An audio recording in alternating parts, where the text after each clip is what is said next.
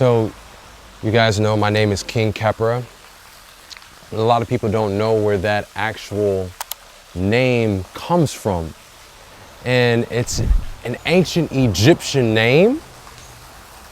And that name has, taken over, a certain way of thinking for me when, if somebody calls you something all the time, it's gonna make an impact on you, And I've actually found a lot of the knowledge that I've been sharing with you guys by studying ancient Egypt.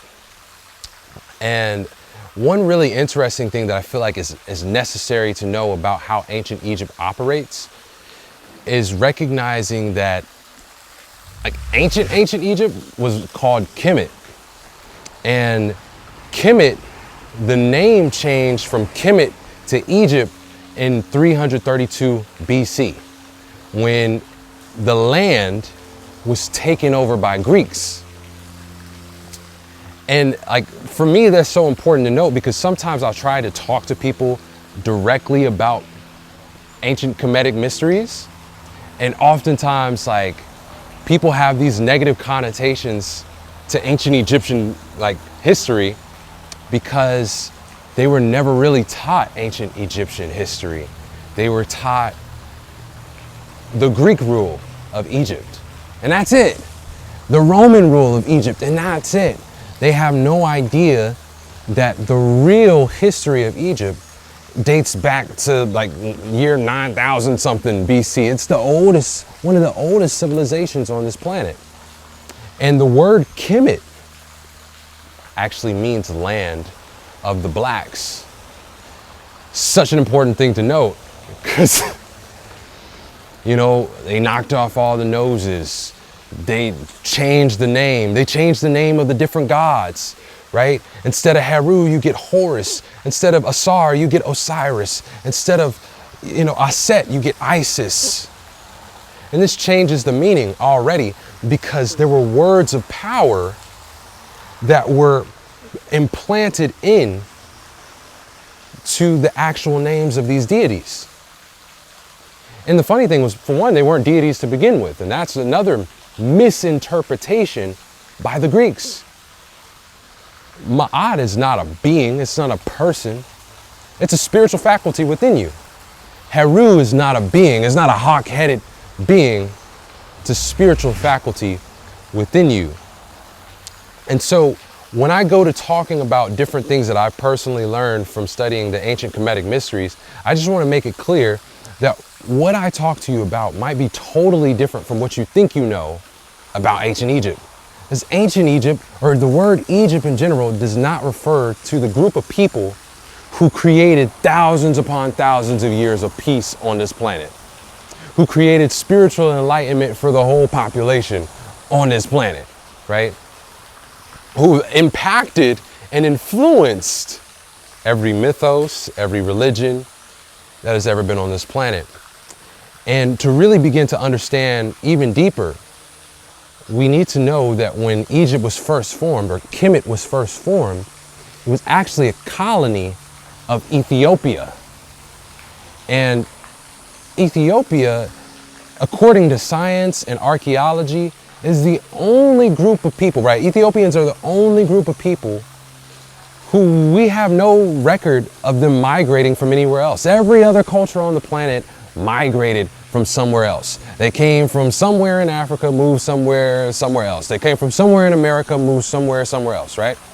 Migration, it's a theme of human species. The only culture who has not experienced that are the Ethiopian people, which suggests, I can't say that I know this, but it suggests that the Ethiopians are the original people.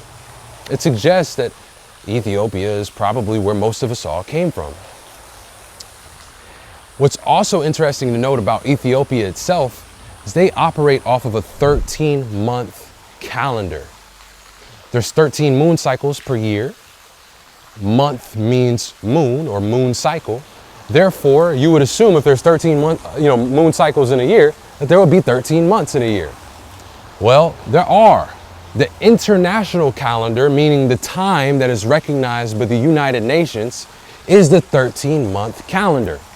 Yet the only country on the whole entire planet that follows that 13-month calendar, that follows that international calendar, is Ethiopia. And they followed this since the beginning of time.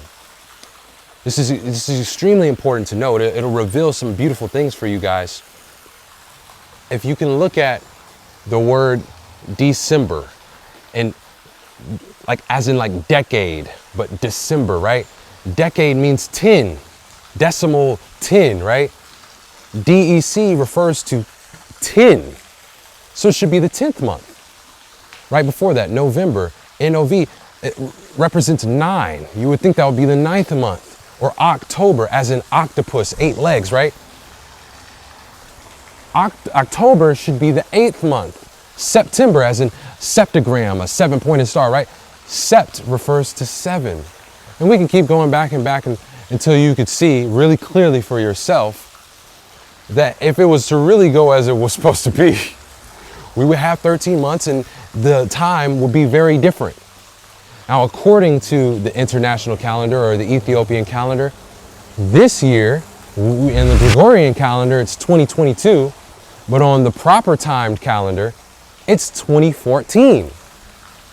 What that would mean is that 2012 would have been what we called here in America 2020, right? I find it so fascinating because I remember back in 2012, they told us that December 21st,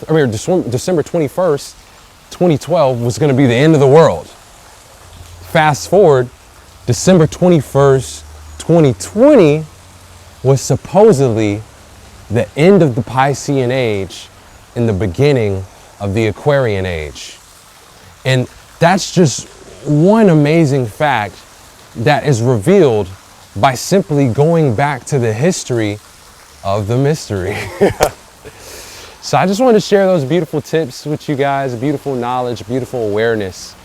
And if that was informative, I pray that you could smash that like button, share this with a friend who you think would benefit, comment, let me know what you think about this content. Maybe go Google what I'm talking about so you can know I'm not just making things up. 332 BC, Greeks took over, right? And they changed the name from Kemet to Egypt. You could go Google that yourself. And I think it's always wise to do your own research, right?